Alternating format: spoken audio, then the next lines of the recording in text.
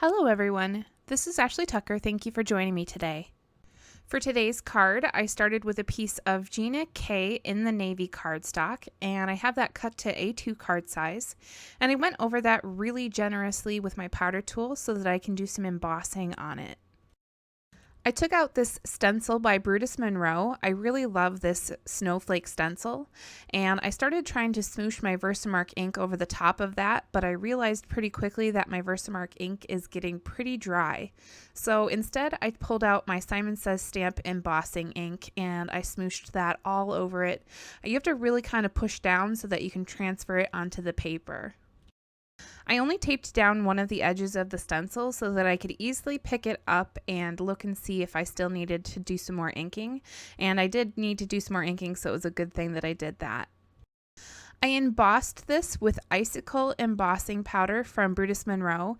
It's a really great clear embossing powder. So when I actually heat this up, you'll see that all of those snowflakes are going to be a little bit darker than the cardstock. And that's what happens when you use a clear embossing powder on a colored cardstock. I like to hold my cardstock with my tweezers when I'm embossing, especially when I know that I'm going to be embossing the entire paper, which I'm doing here, and that just protects my fingers so I don't burn them. I took out my Hero Arts Unicorn white pigment ink, and I'm using a blending tool to blend some of this into the middle of the paper to kind of create a spotlight effect. When I first started blending this ink onto the paper, the snowflakes started turning really white, and it made me a little bit nervous because I wasn't expecting it. I know that embossing resists ink, so I wasn't expecting it to make them look really, really white, but I just took a cloth and I was able to wipe off all of that ink. But even if I wasn't, I kind of liked the look that it was creating, so it wouldn't have been a big deal. Next, I took my Black Soot Distress Oxide ink and I blended that around the edges of the paper, and that kind of gave this a little bit more of a vignette look. Now the black ink is actually pretty subtle because the cardstock I'm using is so dark. I took out my cloth again and I went over all of the embossed areas to just clean off any ink that was on top of it. To create the shaker area for my card, I first took 2 circle dies and I cut a ring out of some white cardstock. I used my ATG gun to adhere a circle of acetate onto that ring to create my window. Next, I thought I'd show you what I do with my foam tape in order to create a circular shaker card. I start with a nice long piece of foam tape and I fold it in half so that it's twice as thick.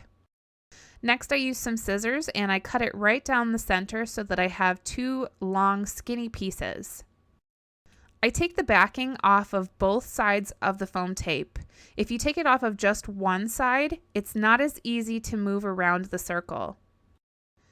After that, I just slowly curve it around the circle, and then once I finish placing the first piece of foam tape, I just take the second and continue where I left off. For my shaker bits, I decided to use this large clear glitter, and this is just a container of glitter that I found at Walmart. I really like it because it reminds me of snow and ice. It's really great for winter shakers. So I scooped a few spoonfuls of that onto my card, and then I closed it up with that shaker window. I used my ATG gun to adhere my shaker panel onto an A2 size card base. I pulled out this stamp set by Simon Says Stamp. This is called Right Meow, and this is actually from their Stamp-Timber release, and I haven't had a chance to use it until now, but I'm so glad that I was able to right now because this stamp set is really adorable. I stamped this little cat that's wearing the sweater onto some Nina Solar white cardstock, and I used my Gina K amalgam ink to do the stamping.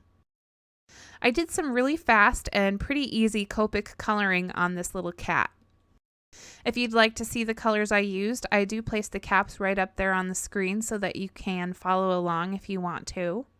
I love this little cat with the sweater. This cat was actually the whole reason that this card was made. I designed the card specifically so that I could use this cat.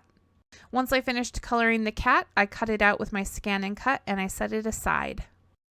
I had this idea to make my shaker window look kind of frosty, and I wasn't exactly sure this was going to come out well, so I was a little bit nervous when I started doing this. It's probably a little bit difficult to see in the video, but I'm taking Nouveau Moonstone Glimmer Paste and I'm dabbing it along the edge of that circle with my palette knife. And I actually was really pleased with the way that this came out. I thought it looked really cool, and it's something that I'm probably going to try out on a lot of future winter cards. I glued down my little kitty cat using my Gina K Connect glue, and I just placed that right on the bottom of the shaker. And next I'm going to work on the sentiment. So I took the sentiment from the stamp set, which says it's definitely sweater weather, and this is another reason that I wanted to make this card because I really like this stamp, and I know that it might be meant for autumn cards, but I think winter is also a time for sweaters, so I decided to use it on a really wintry card.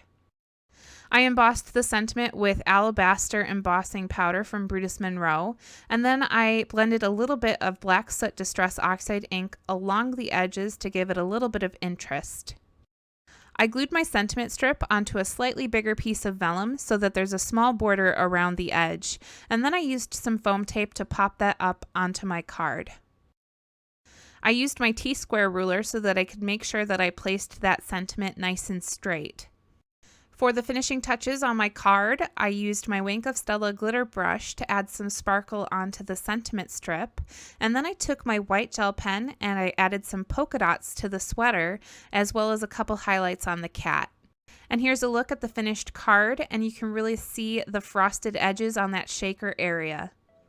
Thank you for watching today. I hope you really enjoyed this card that I created using the Right Meow stamp set by Simon Says Stamp.